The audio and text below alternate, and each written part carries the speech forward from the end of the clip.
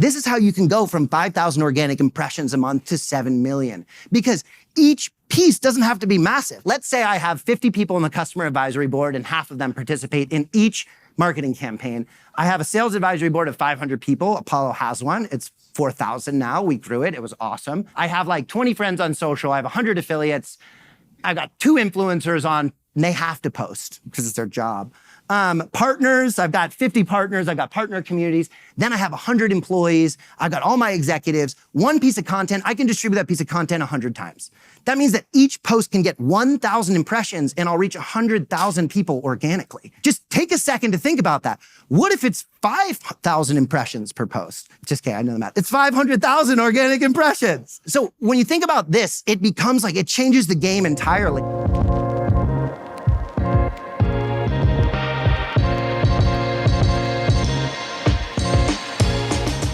This is one of my favorite topics in B2B, and I think we have one of the best people to talk about it. Dan's done a bunch of interesting stuff at Apollo, at Chili Piper, and I've seen his slides. And community is one of those things I think everybody's, like many of the topics, everybody's talking about it. Everybody has different definitions for what it is. And he has some really good, frameworks, and he's going to help think about this and actually take a bunch of your questions live during this session. Next up, how to build a community. Dan Cmejla. Food on the gas, not knowing when I'm arrive. All I gotta do is drive. Drive, wow, what a great song. There you go. Let's hear for Dave. Woo! We're good. Oh my God, that band's amazing. It's my friend's band. Jake Swamp of the Pine, look it up. Song is Drive, Drive, Drive. But I'm actually here. Show of hands, who here's from Vermont? I'm keeping my hand up because I'm from Burlington. Woo! So there's a saying in Vermont that what happens in Vermont stays in Vermont, but that nothing ever happens in Vermont. Dave, you're bucking the trend. Something's happening in this state. It's so cool. We've got like Ben and Jerry's and Bernie Sanders and Dave, and it's awesome. They're all like very white guys, but it's Vermont we're working on. Whoa. Did you see my shoes? Yeah, you are so hip, man. Thank you. Okay, cool. Well, let's get into it. To be honest, I didn't prepare the content for my slides, so even I don't know what's gonna happen, but I did prepare all of the jokes. So let's get going here. This is me. They're all Vermont-centric photos. Jesse was there when we took this one on Sterling Pond. That's my dog, Tumble. I've never caught a fish fly fishing. I just tried. This was a couple weeks ago. We did an earth oven where we cooked a bunch of food in the ground. And then this was at the DNC a couple weeks ago as well, where I'm excited about Vermont. These are all very Vermont-centric stuff. Very Vermont, not demure. Taking a selfie at the DNC. Sorry. But some of the places I've worked, some Vermont companies, VPerg, Suncommon, awesome Vermont companies. Then I got involved in politics. I worked for Bernie. I worked for Hillary. I did persuasion work there. Then I joined tech. Has anyone ever heard of the community Modern Sales Pros? All right, yeah. So I was a general manager of there. We scaled that community from 1,000 to 14,000 members, also working with Atrium, which was the company that owned that community. Worked for Bernie again, another big L. Then I won working with Biden. That was great. I joined a company called Chili Piper as their community manager. 2 years later, I was the VP of content and community there, working with a lot of really amazing people in this room who I have so much respect for. Chili Piper's really showing up. And then I worked at a company called Apollo.io, where I was their VP of community, managing customer marketing, field marketing, social media marketing, PR, evangelism, a lot of personalities, and it was a lot of fun. Right now, I'm working for the Harris Walls campaign, helping support their events. I also put something stealth because you're like supposed to be doing something, but honestly, I'm just like doing earth ovens and not catching fish until I go on the road. Okay, so this is gonna be a lot of fun. Who here from Canada? Show of hands from Canada. All right. So yeah, I mean, I think it's exciting that we all came from all over the world to Vermont because, like, simply put, learning at the pace of experience is often not fast enough. So you're all here to pay attention. You came from Canada, you should pay 27% more attention because of the attention exchange rate.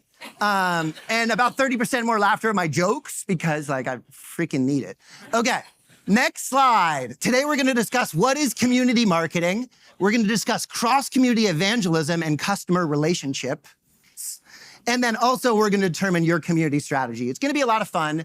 But first, I want to talk about how community marketing transforms brands. And I think there was something indicative earlier that I saw from Dave's slide, where it was the first slide. And Dave, I've been obsessed with your work. I've been following your work for a really long time. Like when Ross was talking about like, oh, LinkedIn video is back. You knew when LinkedIn video first came there. We all saw, you got your entire team to post about what was happening at Drift in such a real, authentic way. I'm not sure if that's how any of you first followed Dave, but I found him because I was like, what's going on with this company Drift? Why is their marketing so much better than mine? Like, how do I do that? But like, I also noticed in his deck, there was that typo in the first slide, right? It was a struck through. I thought it was just cool marketing. Because that's like, I'm like, Dave is so good at everything. This must just be a thing. And I want to let you know all the typos in my deck as well are also just like really cool marketing. But let's talk about these companies because I've seen community transform all of them. When I was at Modern Sales Pros, it started off as a community of 1,000 revenue operation leaders.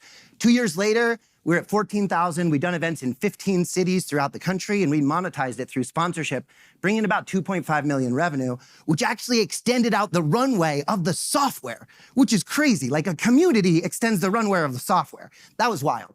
Then I worked at Chili Piper. When I joined, we were getting about 5,000 organic impressions per month. If you exclude Michael Tuso, who's getting like 1 million himself.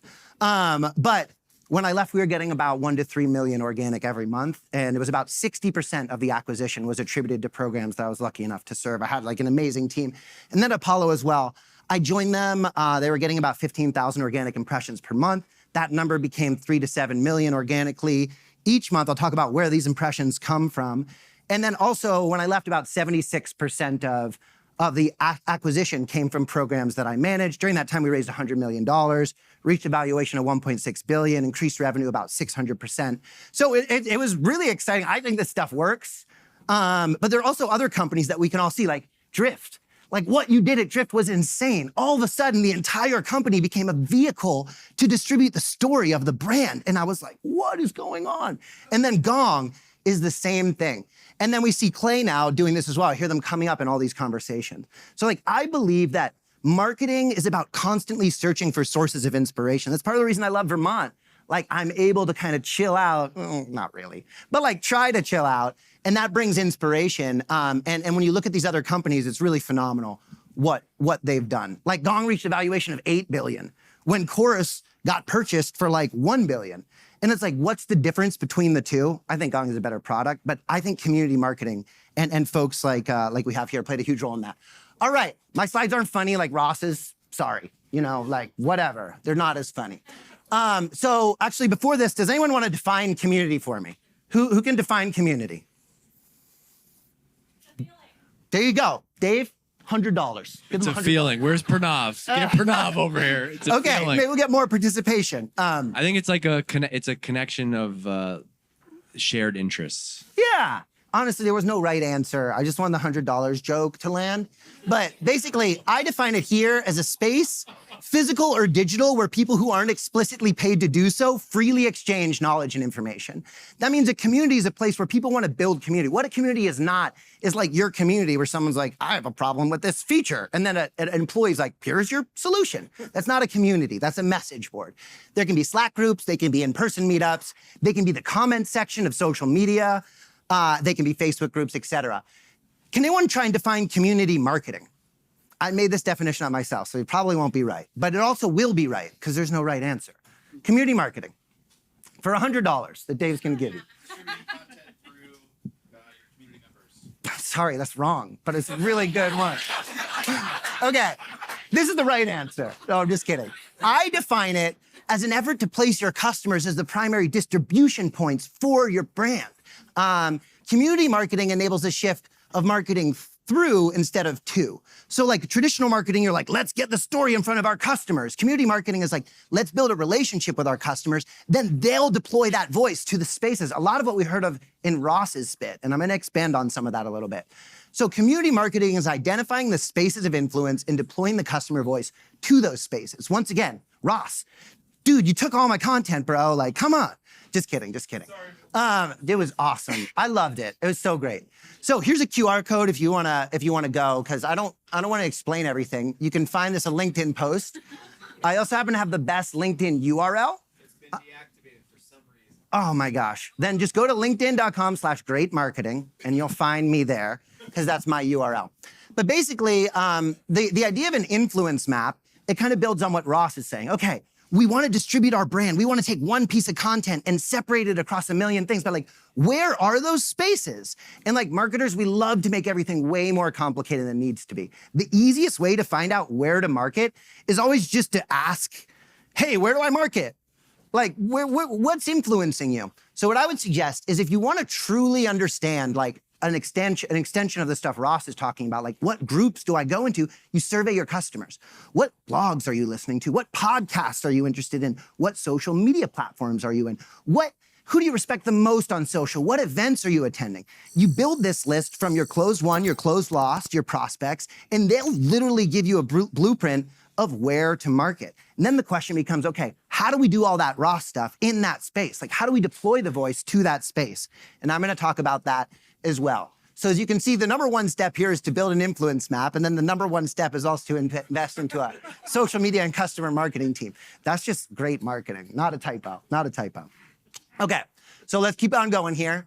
This is an example of an influence map that I built when I was at Chili Piper, when the question was like, hey, how do we engage in these communities, right? So the traditional approach might be you take a community like Pavilion and you're like, let's give them $100,000 to sponsor a Slack group. Now, I love Pavilion. You should give them $100,000. Give them $500,000. Like, I love Aaron Leader. He deserves the world. But what we did instead is we asked them if we could sponsor membership. So instead of paying $100,000, I paid 6 members $1,000 each to pay for their membership dues. And they said, what do you want me to do here? And I said, be yourself.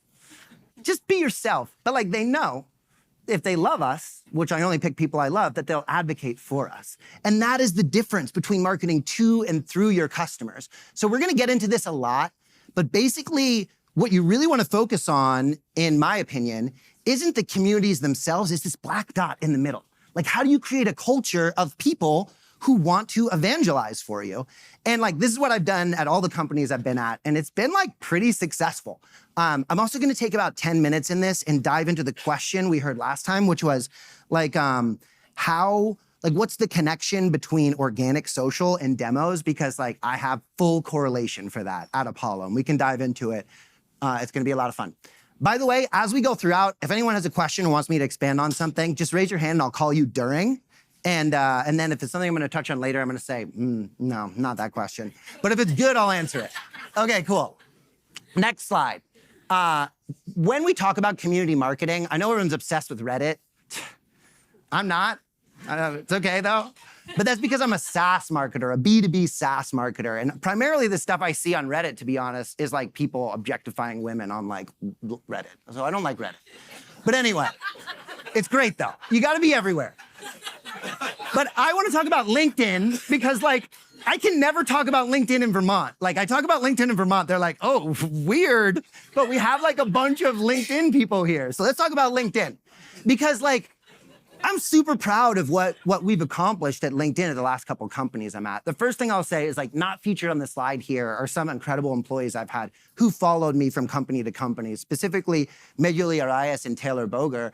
Like we created this trifecta of customer marketing and social media marketing and me being weird.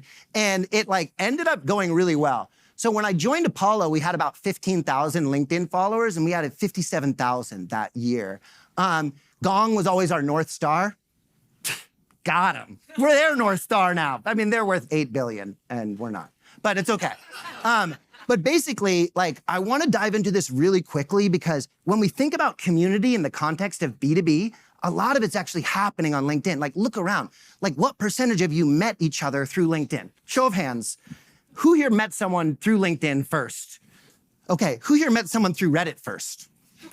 Dude, what are you doing? This is the worst. I'm just kidding, I'm kidding. No, they're great.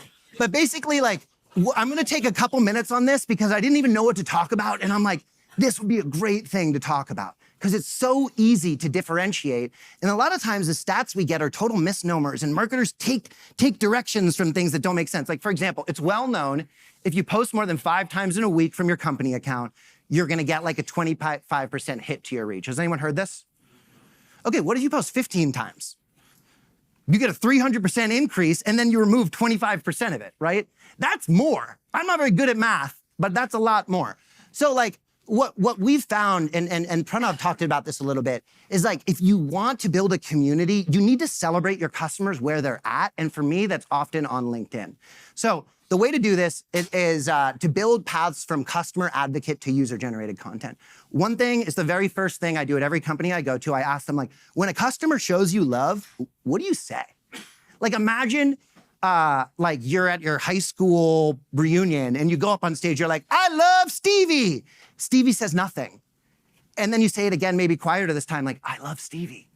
Like, you're not gonna say it a third time because Stevie is just rude, or maybe like they have a valid reason. Like, I don't know, I'm not gonna judge Stevie. But that's essentially what most people are doing right now. So before you deploy an ebook or whatever, I'd ask you, like, when a customer shows organic love, is your company replying 100% of the time?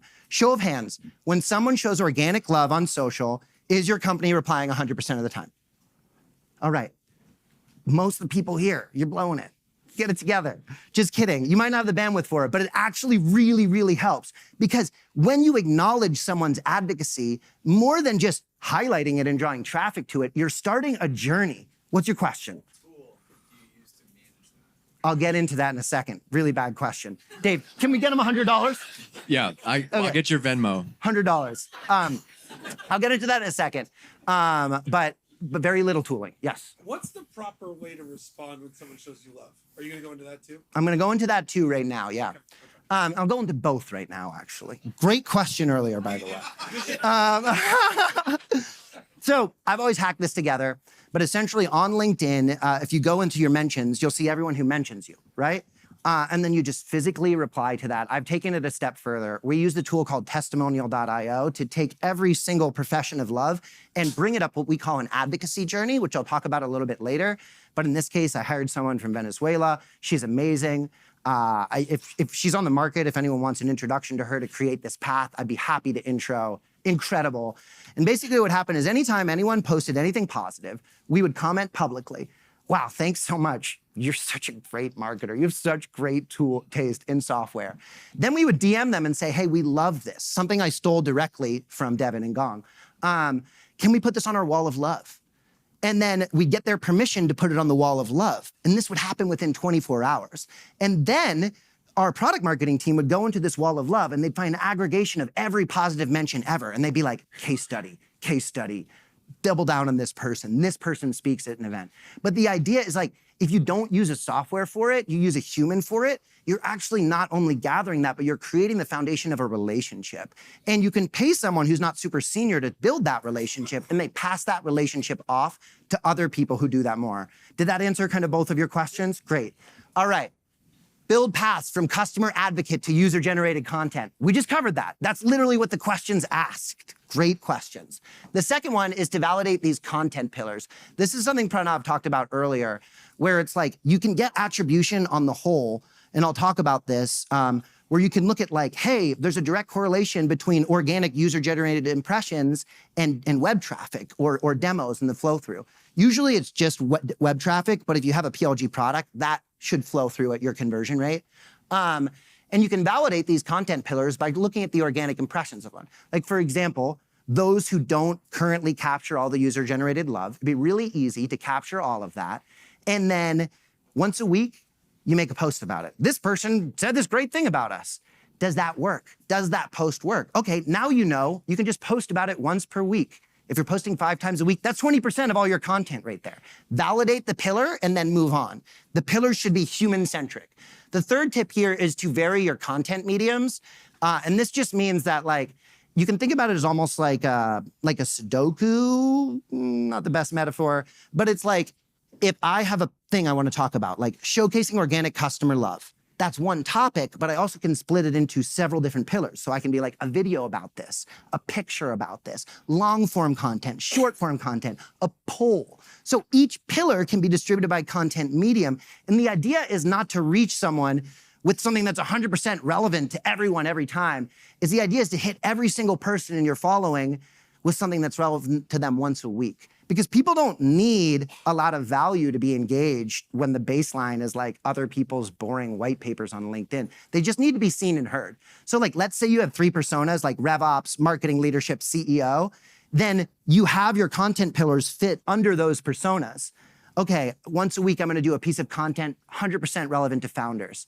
The first one's gonna be video. The second one's gonna be short form content. And then you keep going through this until eventually you stumble upon something that works and then you double down with it. And that's how Apollo basically grew faster than any other B2B SaaS company on LinkedIn over the last year. Also, like Cmejla did all the work. So I'm not entirely sure what she was doing, but it was badass. The last thing here is don't be basic. Any questions on that? Okay. Go to the next slide here. We've understood how to really manage our own organic social, which is really important because like if your ship isn't in order, it's really difficult to do other stuff. Now, this is my IP, so if you're gonna take a picture of it, it's implied that you're gonna be consulting with me. Just kidding. But it's like, this is how you really stack stuff up upon each other. Because, and this is what Ross was talking about once again, like you have your campaign, distribute it like crazy. Not only take the content and turn it into different content mediums, but think about how are you gonna distribute this? And I like to put it into 3 buckets. At Apollo, I had a team for each bucket. The first is customer evangelism. That's your customer advisory board. If you have a customer community, it can be something like that. If you have a peer-to-peer community, just your friends on social, we all have them. Maybe they're most of our friends. I don't know. Like, there aren't a lot of people in Vermont. Just kidding. And then you also have your affiliate, your referral partners. This is one bucket here. A second bucket is your community partners, maybe influencers, integration partners, partner communities. You're partnering with Dave. He's gonna hook it up. Very good investment, very mindful. Then the next thing is your employee evangelism. Executives, employees. Now, like if you think of each of these as a cultural moment that you need to create, and then you can stack these on top of each other, this is how you can go from 5,000 organic impressions a month to 7 million. Because each piece doesn't have to be massive. Like let's say I have 50 people on the customer advisory board and half of them participate in each marketing campaign. I have a sales advisory board of 500 people. Apollo has one. It's 4,000 now. We grew it. It was awesome. I have like 20 friends on social. I have 100 affiliates. I've got 2 influencers on, and they have to post because it's their job. Partners, I've got 50 partners. I've got partner communities. Then I have 100 employees. I've got all my executives. One piece of content, I can distribute that piece of content 100 times. That means that each post can get 1,000 impressions and I'll reach 100,000 people organically. Like, just take a second to think about that. What if it's 5,000 impressions per post? Just kidding, I know the math. It's 500,000 organic impressions. So when you think about this, it becomes like, it changes the game entirely. And like, this is like a pretty useful slide for me at least. And then there are 2 other components to it. And then I'll take some questions on this slide. The first is like, you take this stuff and you distribute off your own marketing channels. You've already gotten your LinkedIn in order, so there's engagement. You're replying to every comment there. It's a true community. I'm gonna take my executives. I'm gonna be like, we just hired this amazing executive. Check them out. I'm gonna take our best customers. I'm gonna showcase them from my channels. But then I'm gonna ask them to showcase my story from their channels as well. And that increases the total amount of distribution channels. Like right now in your head, I'm curious, you don't have to answer, but like think through how many distribution channels you have for your average piece of content. Maybe they're ads, maybe there's a newsletter, maybe they're like 2 people who post on LinkedIn, maybe you paid 1 influencer. That's 4 channels. You will never compete with this strategy because I have 20 times more channels for every single thing that I'm gonna distribute. And I will show them across my channels so they like it. It's an honor to be seen doing a takeover on the Apollo page that will blow up people's businesses. But the implicit there is that they're also gonna distribute my content across their channels. And this is where we come back to what Ross is talking about. Like, if you wanna be active in Reddit, and you pick partners who are active in Reddit and you showcase them across your own channels, they are going to, vis-a-vis the principle of reciprocity and friendship, distribute that on their own channels. And those channels will have a lookalike audience to who you're going for. So like, let's say you're trying to reach out to marketers and demand gen people, who I guess aren't marketers in this case. They're all marketers. Marketers and RevOps people and CEOs also, right? One way you can do it is create content for all three personas. The other way you could do it is create content for two personas and then get a bunch of CEOs to talk about you. Their audience is going to be lookalike. They're going to distribute that across their external channels, which will go out to all the audiences. Like, if you take one thing away from this, it's don't be basic, but the second one is this here, and it's really helpful. I want to take some questions on this really quickly if people have it. Well, we're not done, but thank you. Yeah, you can stand up also. Just kidding. Any questions on this? You already asked a question. It was really bad. Go ahead. $100. Oh my gosh. Wow. This guy must be rich. I don't know what's going on. Wow. Let's get $100 for everybody, Dave. It's a write-off. $100 for everybody. Okay, what's your question? So from a business owner perspective, like Yeah. I'm a marketer, I'm also a business owner. We work with a lot of SaaS companies, and we sort of try to evangelize these programs as well with Yeah. their organizations. But I've seen many examples of SaaS companies that have like 3, 4, 5 really strong marketers on the team. They're sort of posting a ton of content on LinkedIn. They're everywhere. They're building up momentum. And then 1 year later, 2 years later, these people leave the company, and then the company is nowhere. Like, how do you approach? Yeah, so that's a really good question. I know a little bit about it, to be honest.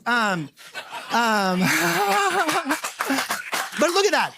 That's just one. You still have the other 8. It can be a big one, but if it's too big a one, then you might not necessarily be doing it right. Like, what you really want to do is you want to create a cultural moment within the company where people realize it's in their own self-interest to evangelize across these channels. And the easiest way to do it is this. You start with the executives, and you teach the executive to have an aha moment. Like, hey, executive, you don't care about LinkedIn because you're busy. Why don't I write some posts for you? Like, oh my gosh, you're hiring? Well, let's talk about that. They hire their senior director through that LinkedIn post. It creates like an aha moment.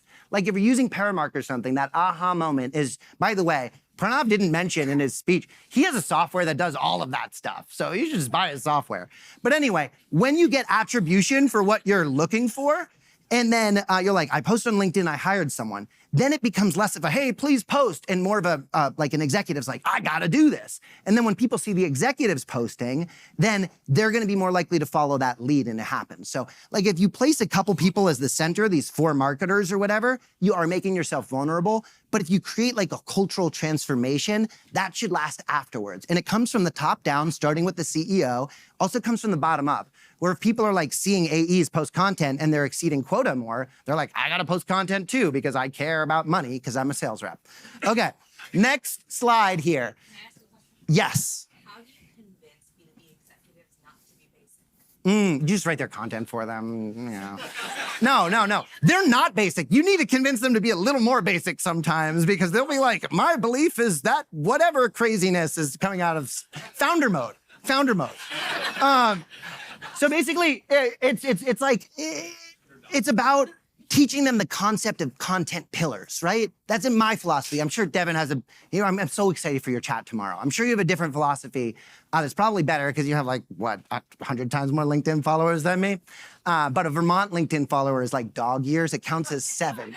But basically, like, if you get them to validate content pillars, it's really easy. The easiest way to do is you ask them, like, who do you respect in the company that needs a shout out? And then they do like servant leadership type posts about their team, which then creates this moment of like, wow, let's celebrate each other. Just like in any team, like when you want to celebrate someone, you want to celebrate them publicly. What's more public than bragging about them on LinkedIn? Right? Let's make LinkedIn a little more braggadocious. That's what we all need.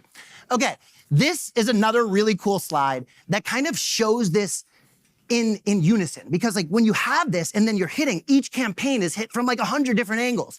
So like, let's say I wanted to distribute content. I would have my social accounts push it, my employees, my customer advocates. Within that is my best customers, my customer advisory board, my tech partners. And not only are they all distributing this to the audiences, but they're lifting up each other's content. They're commenting on each other's content. They're in the comment section of these posts. And like, you should be creating posts to drive conversations in the comments. This is really valuable, I think at least, but maybe it's not. Okay. Advocacy journey. This also links back. What? Can we take your question also? I thought your question was great, the first one. What was your second question? Sorry, we're out of time. Okay. The advocacy journey. You got a question on me? Dave's gonna give you $500 for asking. Why are you just carrying around $100 bills also? Like, what's going on? Dan just sat down. He's like, he just had $100 in his pocket. He's like, next question, walk up and give that guy $100. That's awesome. That's awesome. Okay, so this is really useful as well because I talked about earlier that first moment, right? That first moment of advocacy is so important, not because you care when someone's like, oh, Apollo +1, but because that builds into something really powerful. A lot of times, marketers are too focused on pipeline outcomes. We're not focused on advocacy outcomes because they're more difficult to track and all of this stuff. So this is just an example of like how you can build someone up from engaged to super fan. Like very bottom here, social love. They leave social love. I'm sorry I'm counting these people out. Social love right there at the bottom. Then when they take that social love, you can steward into greater things. Once they reach a certain threshold, you're like, we would love you to join our customer advisory board, speak in this event. Those things are at the intersection of what they want. They want to grow their career. They want visibility. They want to be recognized for best in class using a software, right? So this is just really helpful. And a lot of people, they forget that like to get someone to provide 100 referrals, they first have to say to themselves, I like this software. And then when they say that, then you take it and you put it on your website and you're like, you really like this software. Like it literally says it on our website. And not only will that be great for your website, but that'll actually change the way they think about it psychologically. Because like people are gonna hold themselves accountable to public commitments that they make. It'll change their behavior. Like imagine being like, I love Apollo, I love Apollo, I love Apollo. And then someone's like, do you love Apollo? And you're like, no. Like, I'd be like, why? This doesn't make sense. You already said you liked it 10 times. So just building that kind of loop psychologically is really helpful. Next slide here. This is a customer advisory board. I've always been weird. I've always built like 6 everywhere I go. But it's really helpful to see that like you can leverage your customer advisory board for different things. Like I would encourage you, if you're thinking about advocacy, to take stock of like those customers who are the very best. They're already there. They're your beta they're beta users. They're all this amazing stuff. But like, have you built a formal structure around it? So I built this structure, and then there's all kinds of amazing stuff that can happen from it. Like one time at Chili Piper, we took our cab, we had a meeting. At that meeting, we were like, what's your professional superpower? What's your work superpower? 3 months later, they show up at a meeting. They all have a deck of Pokemon cards where their powers are on it. Like, and then they all post those Pokemon cards on social. That's 50 people posting on average 5,000 impressions. That's 900,000 organic impressions right there. And then some people would even carry them around with them. So like find ways to celebrate people authentically and they'll celebrate you back. And you really should build a cab. Okay, this is kind of one of the last slides I have here. After you've fixed your ship, you're not basic on social, you got great social, you've hired a customer marketer, you've built a path between them and social media, then you've increased your distribution points. You literally have a list, all the distribution points. Here's 100 ways we can distribute this content. Then it's time to start building your own spaces that hold influence. And this is the speech was about how to build B2B community, but actually, I got the title wrong. It shouldn't have been that at all. What it should have been is like, should you build B2B community? Or how do you build B2B community versus build a B2B community? Because if you spend all your effort building one community, you're not necessarily evangelizing across all these other communities right here or somewhere, wherever it is, right here. So what you really want to do is focus on the customer relationship and deploy that across spaces. And then after you've done that, then you can build your own spaces that hold influence. And like at that point, you're just carrying around $100 bills in your pocket. You're Dave. You've already made it. Okay, cool. So this is just super brief, like 5 different ways, 5 different community strategies: build a customer community, build a peer-to-peer community, build a community focused on an idea. Like Culture Amp does this so well. They have a whole community around why you should have an effective company culture. And that's not like buy Culture Amp, but it creates evangelists. It's a top of funnel for you to discover your evangelist. You can sponsor Exit 5. Obviously, that's a really good thing. Or you can do nothing and hope for the best. Last slide here, just kind of how to evangelize across communities. Identify the community. That's through your influence map. Join the community. Identify your customers in that community. Create a social listening mechanism in that community. And then get the community leadership on your tool if you can.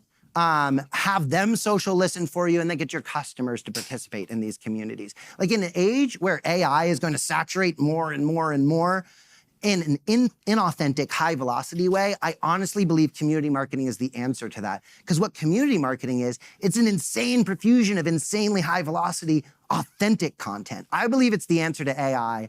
I'm not going to have a job after November. I don't want to work in politics. I am looking for part-time work, as we said that. So, just hire me. Anyway, that's a lot of what I got. And now we have questions, right? Yeah, let's do it.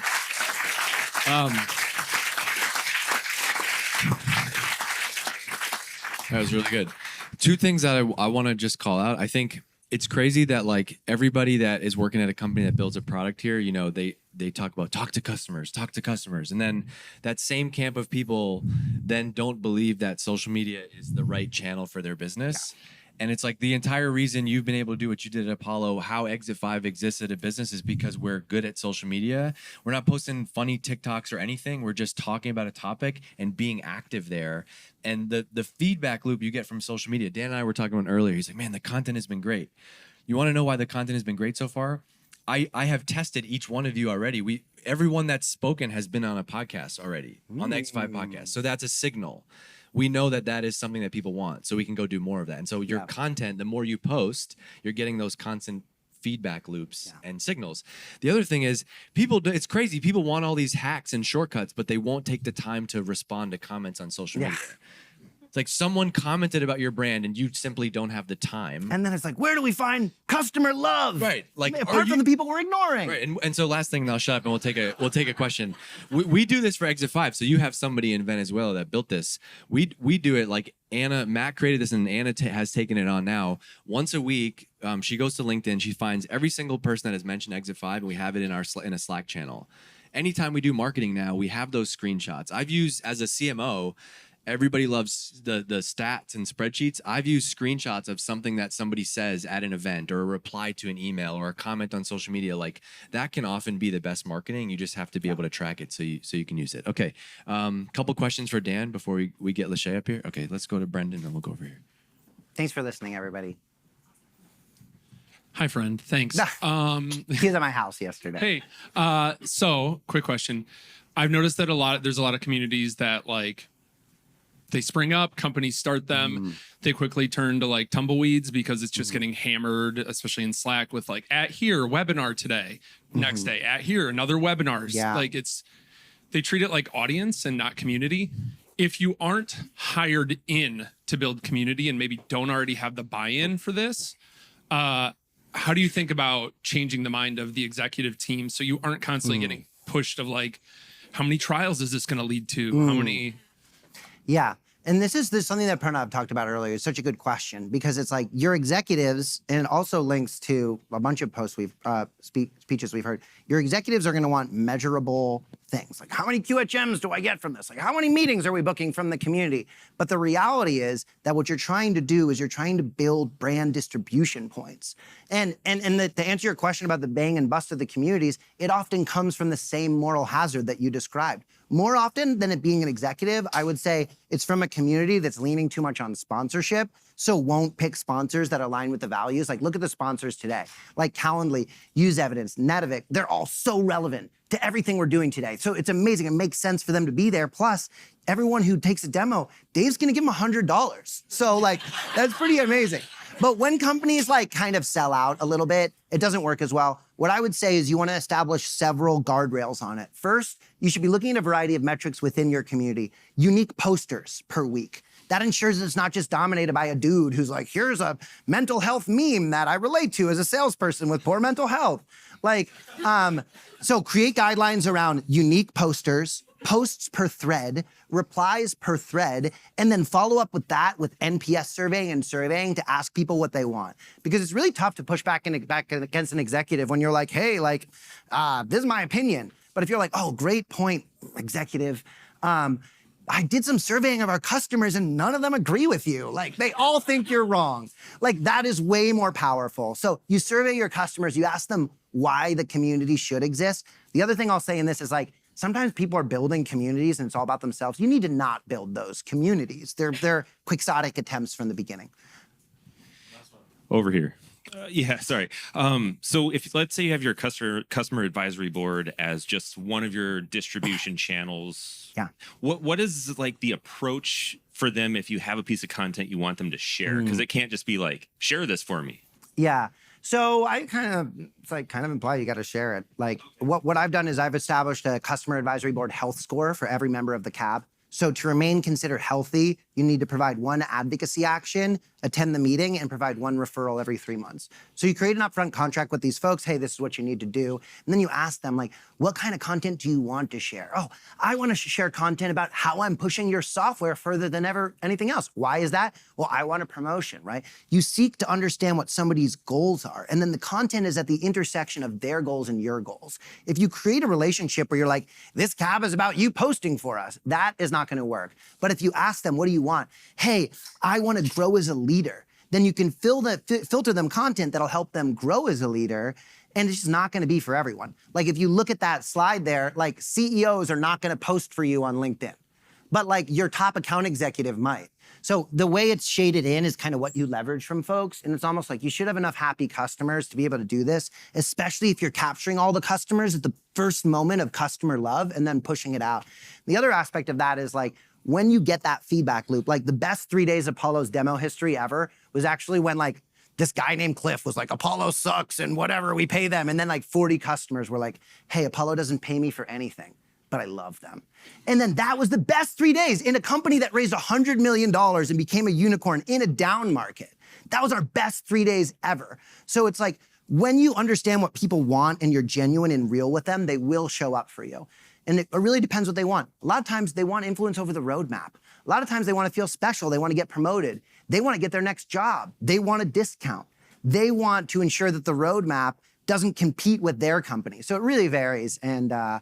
So you don't always have to incentivize someone. You're saying the incentives can just be those things.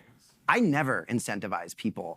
Like we, about 7 months into my time at Apollo, stood up a paid influencer program, which was run by Zoe Hartsfield, who's amazing. But honestly, I probably wouldn't do it again because like authentic marketing is not paying someone to do something. It's finding true customer love. And even if the reach of that is 30%, you can make it higher velocity. And there's a moral hazard when you pay people to chat about your stuff too much. If it's not authentic, there's not like a real connection, then it's actually going to decrease the validity of the authentic content because people are going to think it's paid for.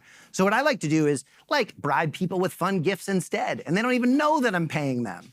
Yeah. Also, shout out to Sendoso, the gift experts. Thank you. Dave, you're so great. All right, that was great. Give it up for Dan. Thank you, man. That was great. That was so Good job. fun. Really Here you good. go. 10 out of 10.